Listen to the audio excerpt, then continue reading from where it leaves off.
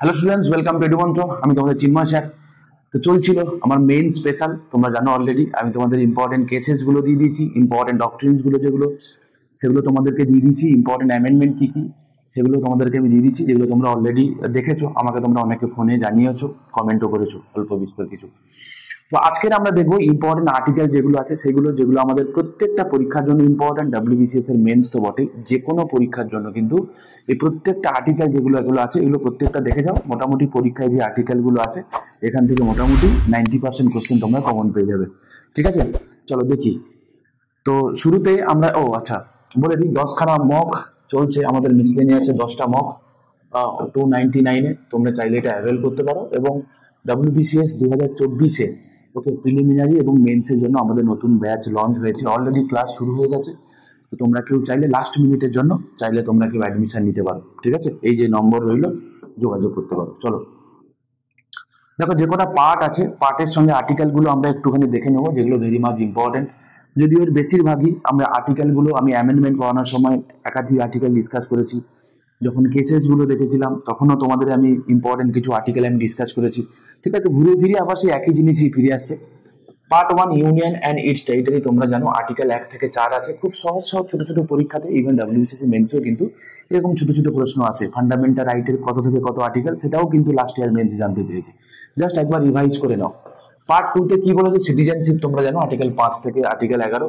Part 3, by the way আমি আরেকবার তোমাদের বলিনি, সব কটা আমি রাখিনি, যেগুলো আমার মনে হয়েছে important part, important schedule, important article, শুধুমাত্র আমি সেগুলোই রেখেছি। ঠিক আছে, আচ্ছা। পার্ট 3 তে ফান্ডামেন্টাল রাইটস আছে, আর্টিকেল 12 থেকে আর্টিকেল 35 পর্যন্ত। পার্ট 4 এ আছে ডিরেক্টিভ প্রিন্সিপালস, আর্টিকেল 36 থেকে আর্টিকেল 51 পর্যন্ত। পার্ট 4 এ এটা অ্যাড হয়েছে through 42nd constitution amendment act.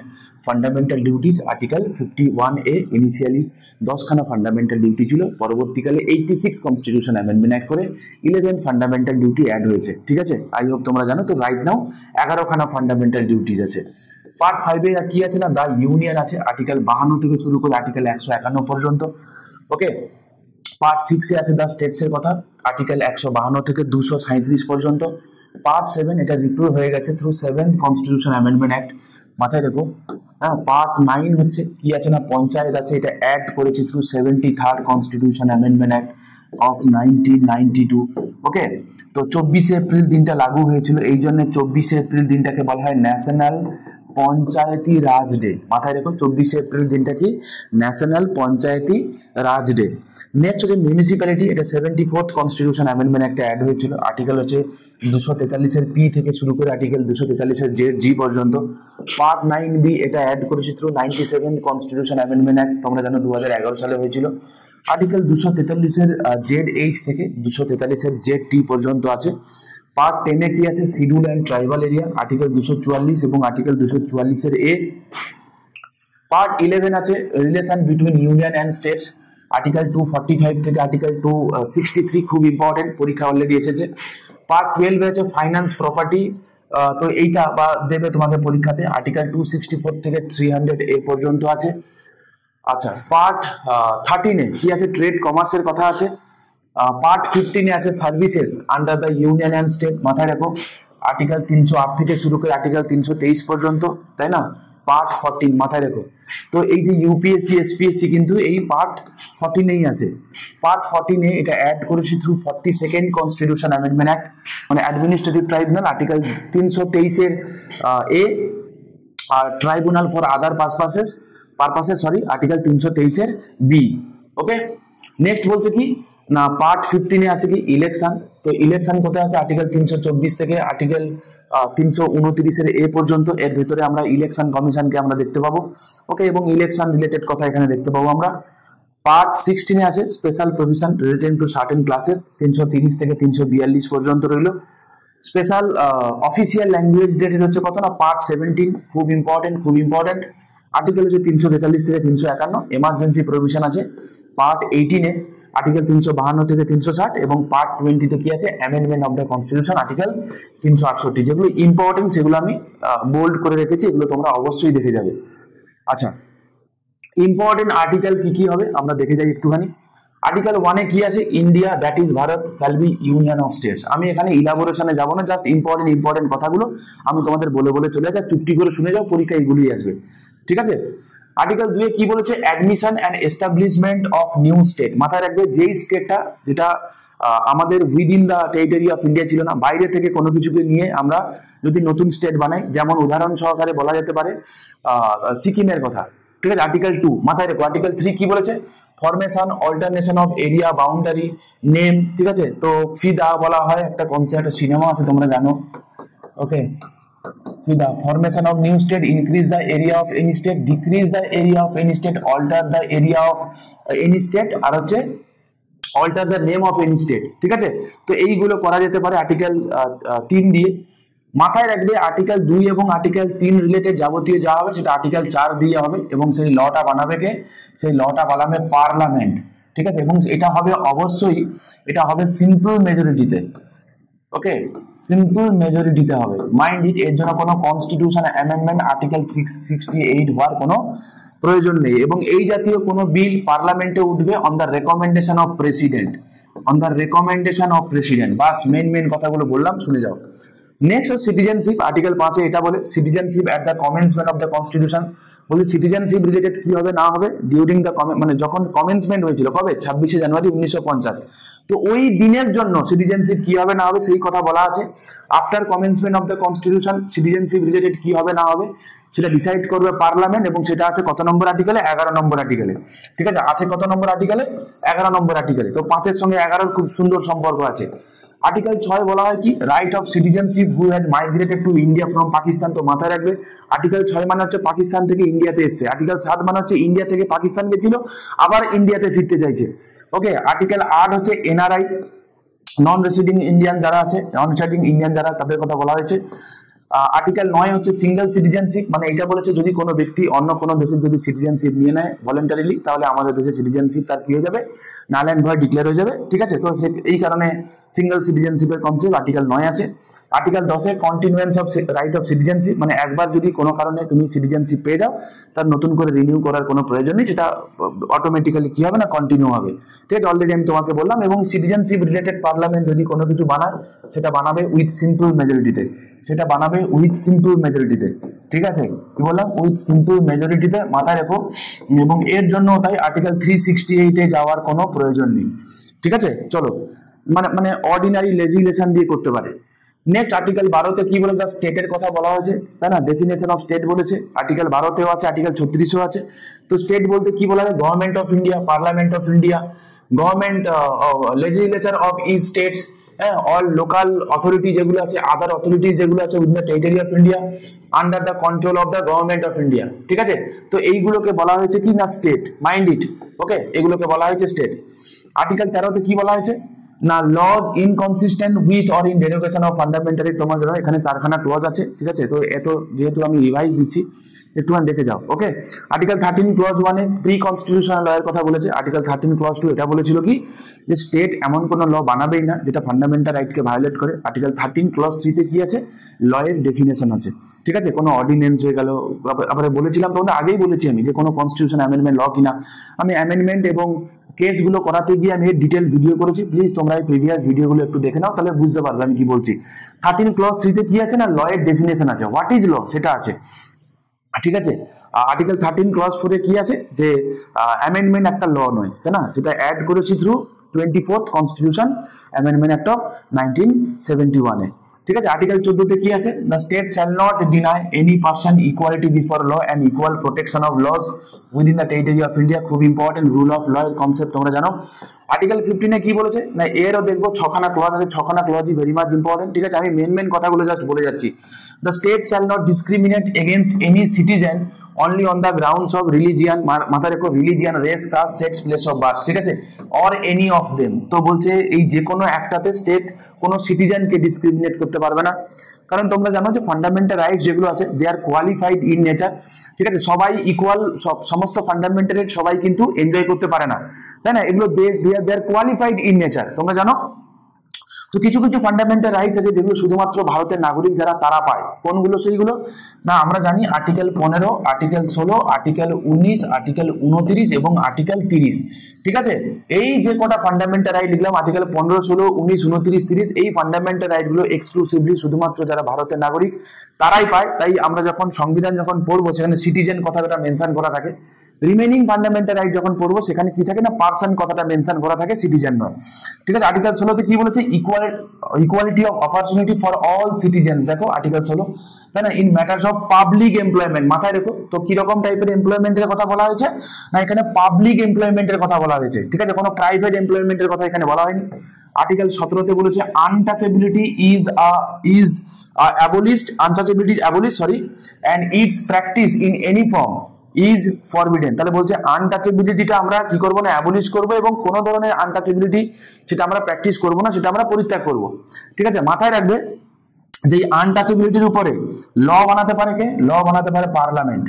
ঠিক আছে, পার্লামেন্ট। আর একটা কথা তোমাকে বলে রাখি, শুনে রাখো, দ্য টার্ম আনটাচেবিলিটি, দেখো এখানে কিন্তু লেখা নেই হোয়াট ইজ আনটাচেবিলিটি, তা কিন্তু লেখা নেই, বলা আছে আনটাচেবিলিটিটা আমরা প্র্যাকটিসটা বন্ধ করব।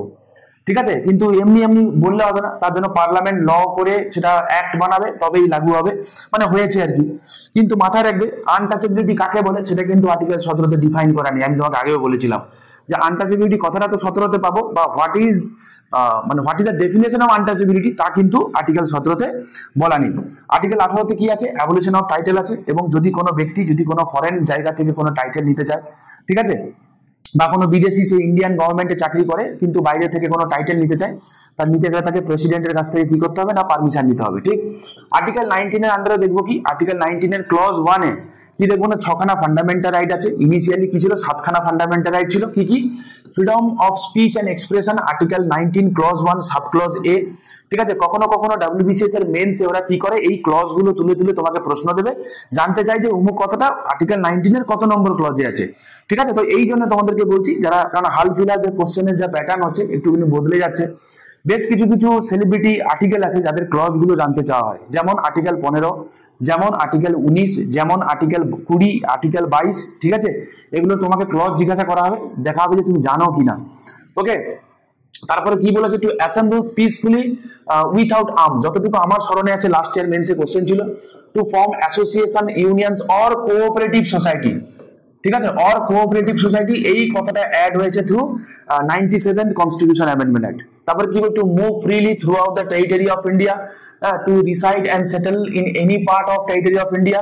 তারপরে F a right to property ছিল, এটা ডিলিট করেছি, রাইট টু প্রপার্টিকে, through 44th constitution amendment act. আর কি বলেছে, to practise any profession or to carry on any occupation, trade or business. ঠিক আছে, তো এখন রাইট নাও দেখতে পাবো কি না, আর্টিকেল 19 এর আন্ডারে এই 6খানা ফান্ডামেন্টাল রাইট আছে, A B C D E আর জি, এফটা ডিলিট হয়ে গেছে। ওকে, আর্টিকেল 20 তে কি বলেছে, no person shall be convicted for of any offence except for violation of law in force at that time. বলছে কোনো ব্যক্তিকে তাকে দোষী সাব্যস্ত করা যাবে না, দোষারোপ করা যাবে না যতক্ষণ না পর্যন্ত সে ল ভায়োলেট করছে সেই সময় দাঁড়িয়ে। ঠিক আছে, মানে যেই সময় ও ক্রাইমটা করছে সেই সময় যে লটা আছে সেটাকে যদি ভায়োলেট না করে তাহলে তাকে আমরা কি করতে পারবো না, তাকে কনভিক্ট করতে পারবো না।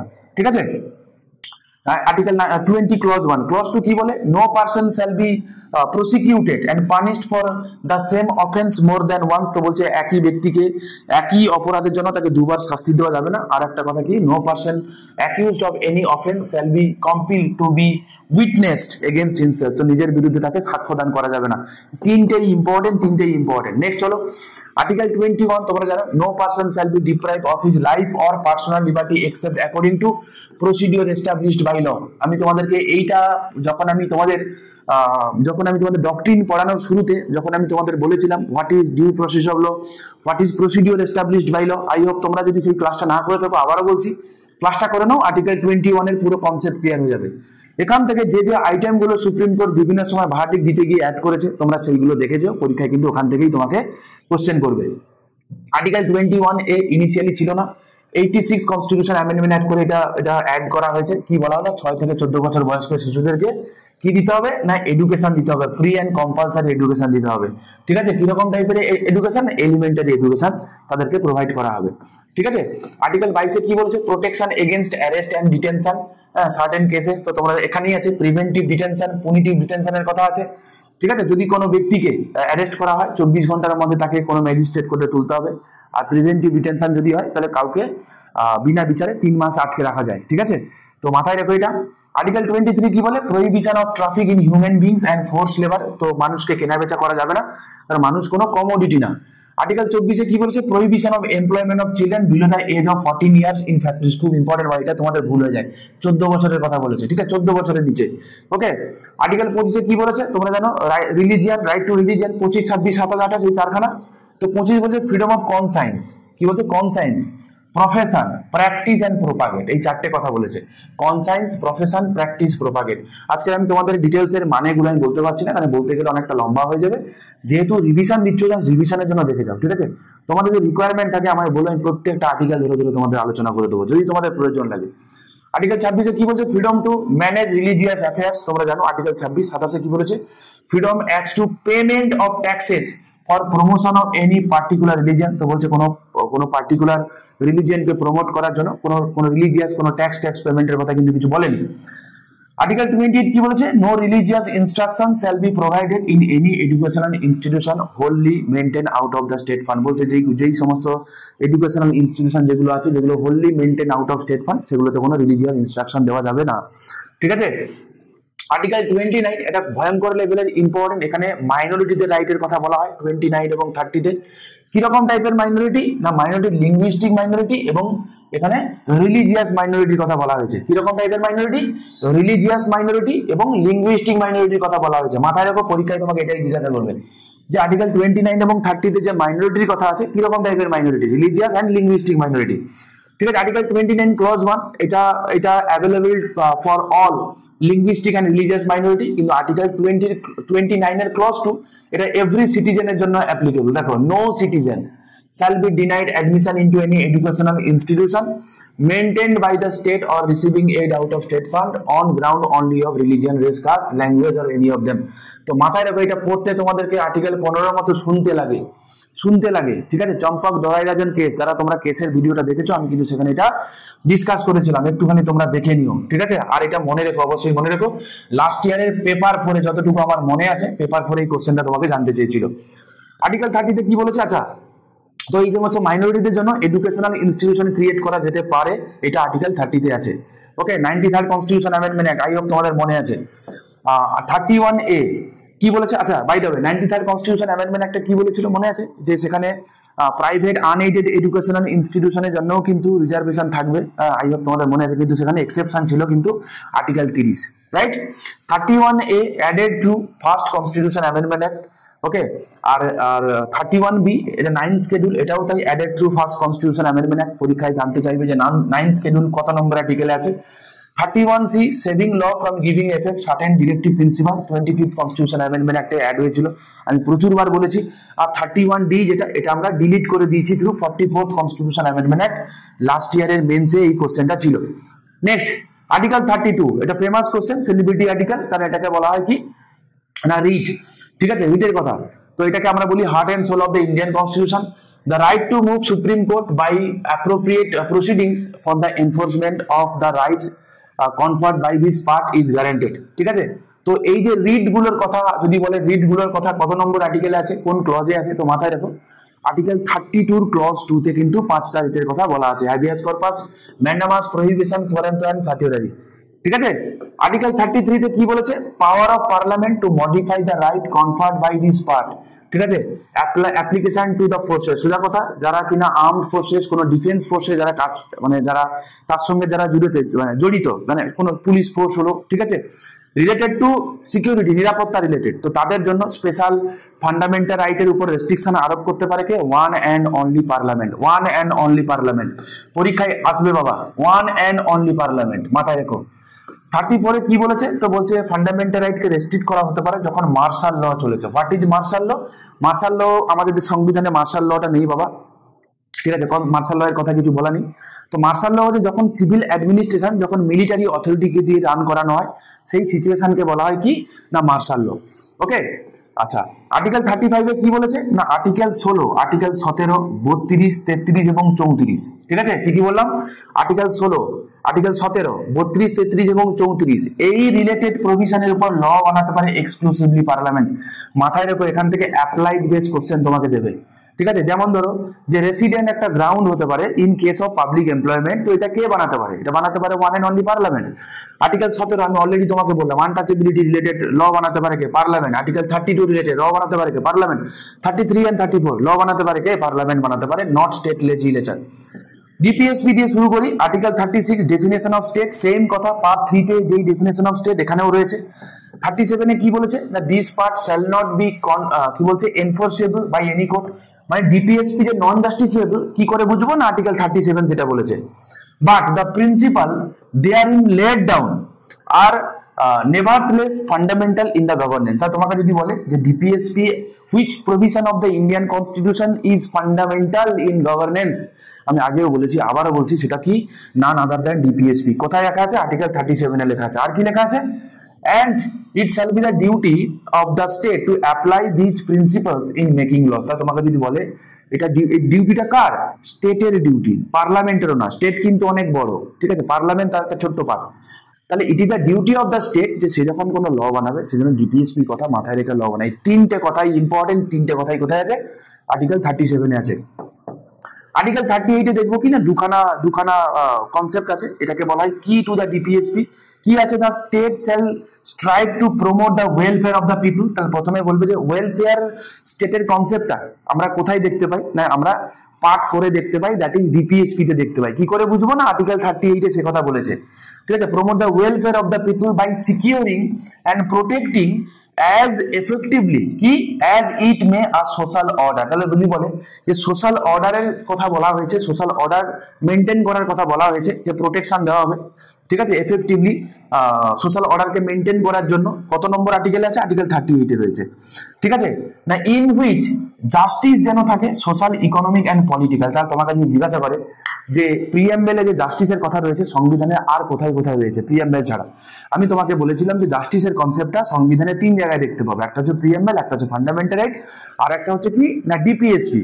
যার মধ্যে প্রিএমবেল এবং ডিপিএসপি যে justice these are non justiciable justice, আর ফান্ডামেন্টাল রাইটে যে জাস্টিস আছে সেটা কিনা জাস্টিসেবল জাস্টিস, ঠিক কিনা মাথায় রেখো।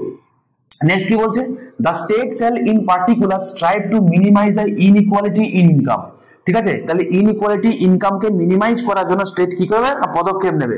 এটা অ্যাড করেছিল Morarji Desai government through 44th constitution amendment act of 1978।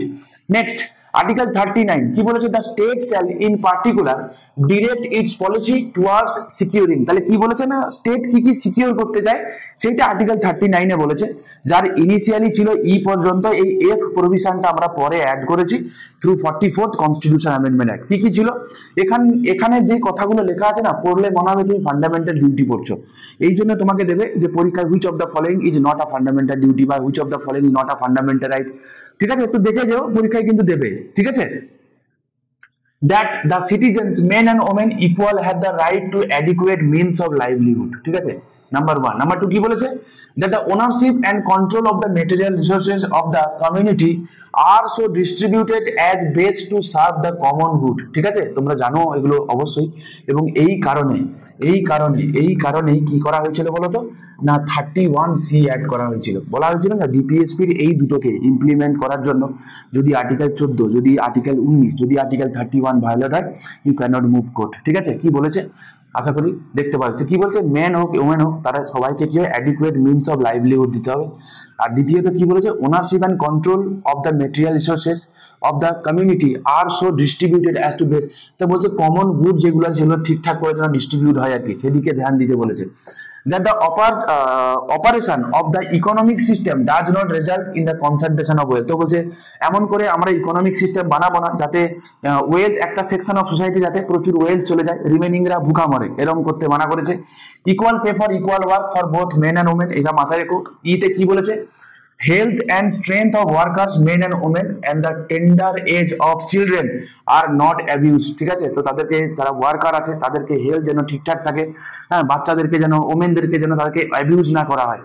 that children are given opportunity and facilities to develop in healthy manner হ্যাঁ এবং এই চিলড্রেনদের জন্য এখানে চিলড্রেনদের হেলথের কথা আবারও বলছি এখানেও তাদের ডেভেলপমেন্টের দিকে ধ্যান দেওয়া হয়েছে এটা অ্যাড করেছি through 42nd constitution amendment act আর একটা জিনিস অ্যাড করেছিলাম 42nd that is equal justice and free legal aid সেটা আছে আর্টিকেল 39A তে নেক্সট চলো আর্টিকেল 40 কি বলেছে অর্গানাইজেশন অফ ভিলেজ পঞ্চায়েতের কথা তোমরা জানো article 41 A right to work হ্যাঁ এটাই মাথায় রেখো পরীক্ষায় আসবে এন্ড টু এডুকেশন এটা ইম্পর্টেন্ট কারণ পরীক্ষায় তোমাকে দিতে পারে নিচের কোন ডিপিএসপি গুলো রিলেটেড টু এডুকেশন দিতে পারে তাই না তাহলে মাথায় রেখো আর্টিকেল 41 তো একটা হবেই হবে তার সাথে কি হবে আর্টিকেল 39 এর 39 এর দাঁড়াও এক্স্যাক্টলি আর্টিকেল 40 আচ্ছা সেটা এখনো আসেনি আচ্ছা ঠিক আছে বলে দিচ্ছি এখনো আসেনি ঠিক আছে চলো তাহলে আর্টিকেল 41 টা আছে ঠিক আছে আর কি বলছে আর্টিকেল 42 তে কি বলেছে provision for just and human condition for work and maternity রিলিফের কথা বলেছে তো মাইন্ড আর্টিকেল 42 তে বলছে যে যারা ওয়ার্কার যারা কাজ করবে তাদেরকে যেন ইনহিউম্যান কন্ডিশনে তাদেরকে রাখা না হয় ঠিক আছে আর কি বলেছে ম্যাটারনিটি রিলিফের কথা বলেছে আর কি মিনিমাম লিভিং ওয়েজ দেওয়ার কথা বলেছে for workers mind it 43 A participation of workers in management of industry এটা অ্যাড করেছিলেন through 42nd constitution amendment act 43 B তে কি বলেছে management of cooperative society 97 constitution amendment অ্যাক্টে আমরা অ্যাড করেছিলাম 44 আর্টিকেল 44 এ কি আছে uniform civil code for the citizens uniform civil code mind it তারপরে কি বলেছে আর্টিকেল 45 এ provision for the free and compulsory education for children up to the age of 6 years mind it তাহলে education related article 41 পেলাম article 45 পেলাম 46 ও পাবো দেখো promotion of educational and economic interest of schedule caste schedule tribe and other weaker section তাহলে এটা কাদের জন্য SC ST এবং আদার উইকার সেকশনের জন্য এডুকেশনের কথা বলেছে তাহলে এডুকেশন 41 পেলাম 45 পেলাম 46 পেলাম রাইট 47 এ কি বলেছে duty of the state to raise the level of nutrition and the standard of living okay and to improve public health তো পাবলিক হেলথ কে ইমপ্রুভ কথা বলেছে স্ট্যান্ডার্ড অফ লিভিংটাকে বাড়ানোর কথা বলেছে মিনিমাম লেভেল যারা নিউট্রিশন পায় সেদিকে ধ্যান দিতে বলেছে হ্যাঁ আর্টিকেল 47 এ 48 এ কি বলেছে organisation of agriculture and animal husbandry Article 48 এ protection and improvement of environment safeguard of forest and wildlife এটা অ্যাড করেছি through 42nd constitution amendment act article 49 এ কি বলেছে protection of monuments and places and object of national importance mind it ঠিক আছে খুব important এটা article 50 separation of judiciary from executive এটাকেই বলা হয় doctrine of separation of power article 51 কি promotion of international peace and security ঠিক আছে আর্টিকেল 51 পর্যন্ত যে কটা আর্টিকেল আছে সব কটা আর্টিকেল পড়তেই হবে কারণ এখান থেকে যে কোনো আর্টিকেল তোমাকে জিজ্ঞাসা করবে আর্টিকেল 51A ফান্ডামেন্টাল ডিউটি যেটা অ্যাড করেছি through 42nd constitution amendment act of 1976 article 52 তে কি বলেছে না দ্য প্রেসিডেন্ট অফ ইন্ডিয়ার কথা বলেছে there shall be a president of India তোমরা জানো এবং তিনি executive head of the union সেটা আছে আর্টিকেল 53 তে তাহলে প্রেসিডেন্টের কথা আছে কোথায় আর্টিকেল 52 তে তিনি এক্সিকিউটিভ হেড কে না প্রেসিডেন্ট কত নম্বর আর্টিকেল আছে 53 তে আছে 54 এ কি বলেছে ইলেকশন অফ দ্য প্রেসিডেন্ট ঠিক আছে প্রেসিডেন্টের ইলেকশন হবে সেটার কথা বলা আছে 55 এর ম্যানার্স অফ ইলেকশন মানে ইলেকশন ম্যানার কি সেটাকেই আমরা তো বলি proportional representation by means of single transferable vote ঠিক আছে এই যে একক হস্তান্তরযোগ্য ভোট তাই না proportional representation by means of single transferable vote মাথায় রেখো যে এটা শুধু প্রেসিডেন্ট নয় এটা ভাইস প্রেসিডেন্টের ক্ষেত্রেও সত্যি কথা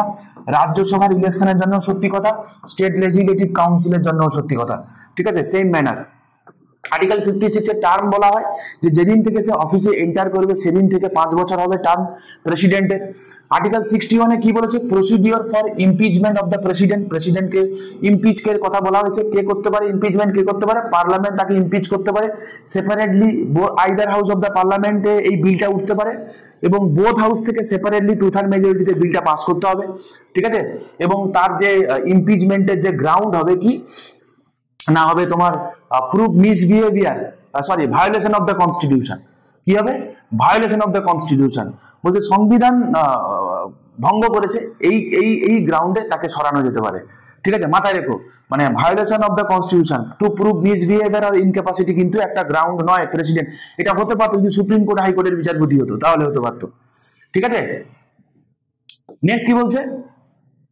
আর্টিকেল 63 তে কি বলেছে ভাইস প্রেসিডেন্ট অফ ইন্ডিয়ার কথা বলেছে, তোমরা জানো আর্টিকেল 64 বলেছে কি ভাইস প্রেসিডেন্ট কি x officio chairman of Rajya Sabha, ঠিক আছে, যিনি ভাইস প্রেসিডেন্ট হবেন তিনি রাজ্যসভার এক্স অফিসিও চেয়ারম্যান হবেন, ভয়ঙ্কর ইম্পর্টেন্ট।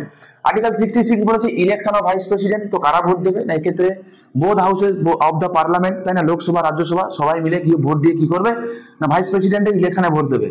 আর্টিকেল 71 বলেছে প্রেসিডেন্ট এবং ভাইস প্রেসিডেন্টের ইলেকশন রিলেটেড যদি কোনো ডিসপিউট হয় সেটা কে দেখবে, সুপ্রিম কোর্ট দেখবে, সুপ্রিম কোর্ট দেখবে, সুপ্রিম কোর্ট দেখবে। আর্টিকেল 73 এটা বলা হয় pardoning power of the president, mind it, pardoning power of the president, এটা গভর্নর করলে হয়ে যাবে আর্টিকেল 161। হ্যাঁ, আর্টিকেল 74 কি আছে, council of minister to aid and advise president, ঠিক আছে, কাউন্সিল অফ মিনিস্টার কি করবে, এইড করবে এবং অ্যাডভাইস করবে কাকে, প্রেসিডেন্টকে, ঠিক আছে। এটা যদি স্টেট হতো আর্টিকেল 163 হয়ে যেত যে কি council of minister to aid and advise to the governor, ঠিক আছে। অ্যাটর্নি জেনারেলের কথা আছে আর্টিকেল 76 তোমরা জানো তাকে বলা হয় highest law officer in India, state হয়ে গেলে অ্যাডভোকেট জেনারেল, আর্টিকেল 165 হতো। আর্টিকেল 79 কি বলছে, constituent of parliament, parliament consist of Lok Sabha, parliament consist of Rajya Sabha and president. সবাই অনেকে ভুল করে, অনেকেই ভুল করে, অনেকে কনসেপ্ট আছে যে যাই পার্লামেন্ট তাই ইউনিয়ন লেজিসলেচার, না, পার্লামেন্টের একটা পার্ট হচ্ছে ইউনিয়ন লেজিসলেচার, ইউনিয়ন লেজিসলেচারের সঙ্গে যদি আমি প্রেসিডেন্টকে অ্যাড করি তাহলে হয় parliament, parliament is not equivalent to union legislature, ঠিক আছে বাবা। আচ্ছা, আর্টিকেল 80 তে কি বলেছে না কম্পোজিশন অফ রাজ্যসভা, এখানে বলা হয়েছে কি না 238 should be elected from the state এবং 12 nominated by the president of India in the ground of science, arts, literature and social service, science, arts, literature and social service, science, arts, literature and social service, কজনকে, 12 জনকে, ঠিক আছে।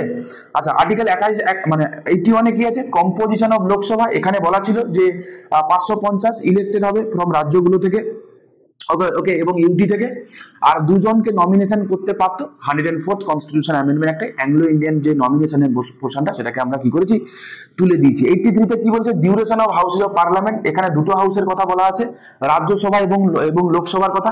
রাজ্যসভার কথা বলতে গিয়ে বলেছে আর্টিকেল 83 ক্লজ মানে যে রাজ্যসভা একটা permanent house and not subject to dissolve, ঠিক আছে। আর আর্টিকেল 83 ক্লজ 2 তে গিয়ে এটা বলা হয়েছে কি যে লোকসভার টেনিয়ার কি জেনারেলি 5 বছর, কিন্তু তার আগে ভেঙে যেতে পারে, কোনো চাপ নেই, ঠিক আছে। কে ভাঙতে পারে, প্রেসিডেন্ট ভাঙতে পারে, on the advice of council of minister headed by prime minister. Article 109 কি আছে না special procedure in respect of money bill, এই বছর ইউপিএসসি প্রিলিমিনারি এই কোশ্চেনটা দিয়েছিল।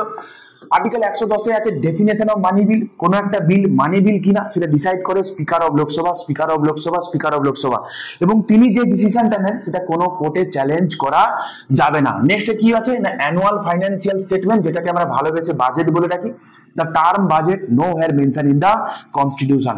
আর্টিকেল 114 তে কি আছে না অ্যাপ্রোপ্রিয়েশন বিল, ঠিক আছে, অ্যাপ্রোপ্রিয়েশন বিল জাস্ট মাথায় রেখো, যখন আচ্ছা অ্যাপ্রোপ্রিয়েশন বিলটা সম্পর্কে ছোট করে বলতে পারবো না আমি, অনেকটা বড় জিনিস, কোনো যখন বিলগুলো যখন হয় মানি বিল ও ফাইন্যান্স বিল অ্যাপ্রুভ করতে হয় তবে না টাকাটাকে তোলা যায়, তো এক্সেপ্ট অ্যাপ্রোপ্রিয়েশন বিল টাকা পয়সা তোলা যায় না, তো অ্যাপ্রোপ্রিয়েশন বিলের কথা আছে আর্টিকেল 114 তে। আর্টিকেল 108 আমি পড়িয়েছি জয়েন্ট সিটিং, আচ্ছা মাই মিস্টেক, ভুল হয়ে গেছে, ঠিক আছে, বলে দিচ্ছি আমি। আর্টিকেল 108 এখানে আমি অ্যাড করি নাই, বলে দিচ্ছি। আর্টিকেল 108 এ কি আছে না জয়েন্ট সিটিং এর কথা আছে। এই জয়েন্ট সিটিং এর কনসেপ্ট আমরা কোন দেশ থেকে বড় করেছি না অস্ট্রেলিয়া থেকে বড় করেছি, ঠিক আছে।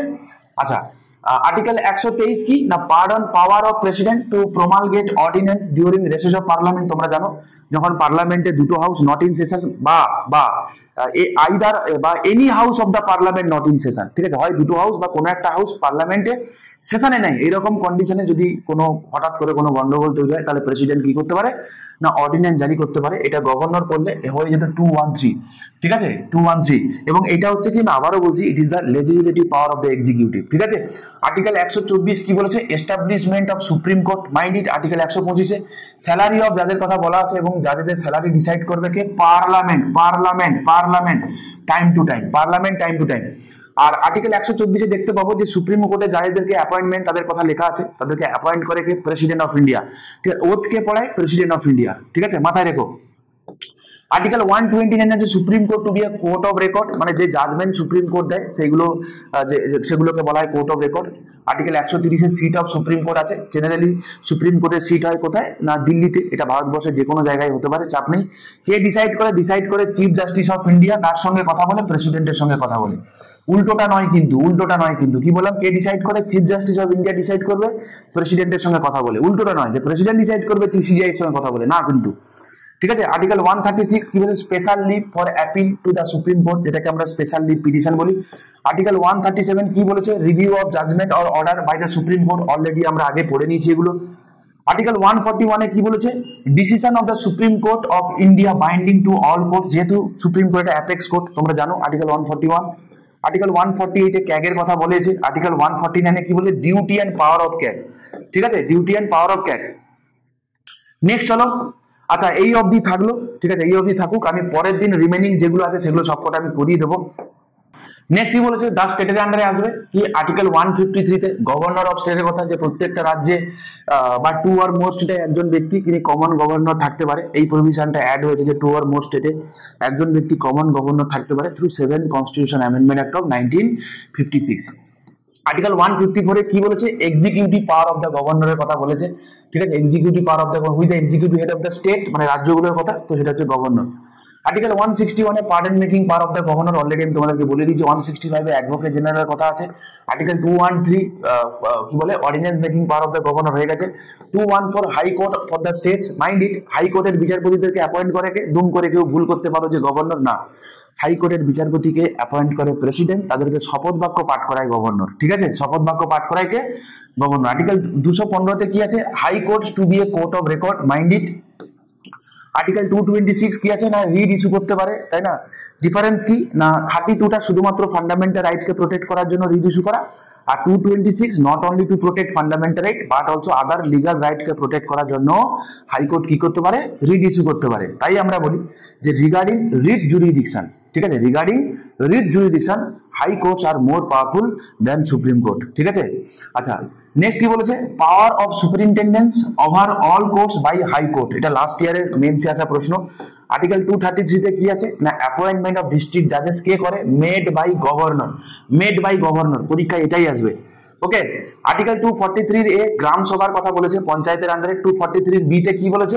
আচ্ছা গ্রাম সভা কাকে বলা হয়? না প্রত্যেক অ্যাডাল্ট মেম্বার যারা ভোট দেয় তাদেরকে নিয়ে ওই গ্রামে গ্রাম সভা গঠিত হয়। ওকে, 243 বি আছে কি? না কনস্টিটিউশন অফ পঞ্চায়েতের কথা বলেছে। ঠিক আছে, কনস্টিটিউশন অফ পঞ্চায়েতের কথা বলেছে যে 3 টায়ার পঞ্চায়েতি রাজ থাকবে, তোমরা জানো।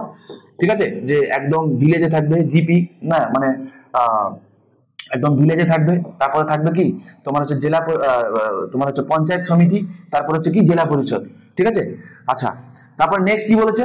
তোমার হচ্ছে আর্টিকেল 243 ডিতে বলেছে reservation of seats in panchayat. ঠিক আছে, পঞ্চায়েতের সিট রিজার্ভেশনের কথা, এখানে এসসি এসটিদের সঙ্গে সঙ্গে ওমেনদের জন্য 1/3 সিট রিজার্ভ করে রাখা হয়েছে। আর আর্টিকেল 243 এফ এ কি আছে? Disqualification for membership in panchayat. ঠিক আছে, নেক্সট চলো আর্টিকেল 246, এখানে আমরা 3 টাইপ অফ লিস্ট দেখতে পাবো, চাপ নেই কোনো। আর্টিকেল 248 কি? Residuary power of the union. Mind it, what is residuary power? না যেই সাবজেক্ট ম্যাটারটা 3টে লিস্টের কোনো জায়গাতেই মেনশন করা নেই, ঠিক আছে, এমন কোনো সাবজেক্ট ম্যাটারের উপর ল বানাতে পারে one and only union parliament, আর এটাকেই বলা হয় রেসিডুয়ারি পাওয়ার।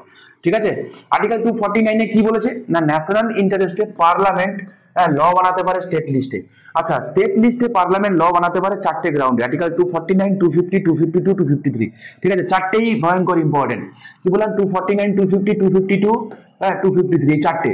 249 এ কি? না যদি রাজ্যসভা 2/3 মেজরিটিতে বিল পাস করে যে হ্যাঁ ন্যাশনাল ইন্টারেস্টে স্টেট লিস্টের উপর ল বানানো হবে, তাহলে পার্লামেন্ট ল বানাতে পারে, কিন্তু রাজ্যসভাকে 2/3 মেজরিটিতে বিল পাস করাতে হবে। আর্টিকেল 250 এটা বলা হয় যে parliament shall while national emergency is in operation have the power to make law in state list. তো ন্যাশনাল এমার্জেন্সি যদি যখন জারি থাকে আন্ডার আর্টিকেল 352, তখন কি করতে পারে? না পার্লামেন্ট স্টেট লিস্টে ল বানাতে পারে। 2 আর মোর স্টেট যদি কোনো কমন ইন্টারেস্টে পার্লামেন্টকে রিকোয়েস্ট করে, তাহলে সেক্ষেত্রে পার্লামেন্ট স্টেট লিস্টে ল বানাতে পারে।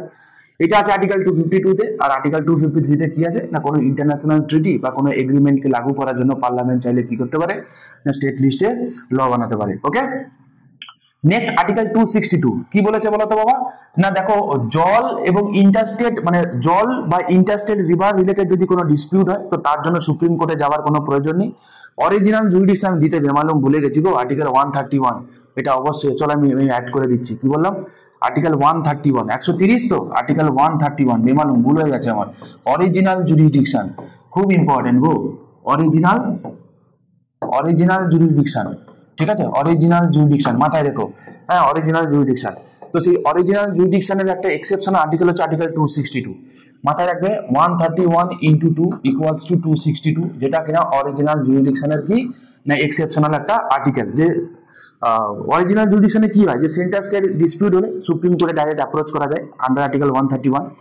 কিন্তু রিভার রিলেটেড যদি কোনো ডিসপিউট হয় তাহলে সেক্ষেত্রে কিন্তু আর্টিকেল 131 অ্যাপ্লাই করা যায় না, তার জন্য আর্টিকেল আলাদা আছে, আর্টিকেল 262। ঠিক আছে, 263 এটা বলছে ইন্টারস্টেট কাউন্সিল কে বানাতে পারে, প্রেসিডেন্ট বানাতে পারে টাইম টু টাইম। কে বানাতে পারে, প্রেসিডেন্ট বানাতে পারে টাইম টু টাইম।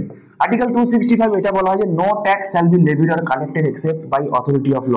কোনো ট্যাক্স না তো লাগু করা যাবে না তো কালেক্ট করা যাবে এক্সেপ্ট অথরিটি বাই ল। ঠিক আছে, আর্টিকেল 266 এর কনসলিডেটেড ফান্ডের কথা বলা হয়। আর্টিকেল 266 ক্লজ 2 তে পাবলিক অ্যাকাউন্টের কথা বলা হয়।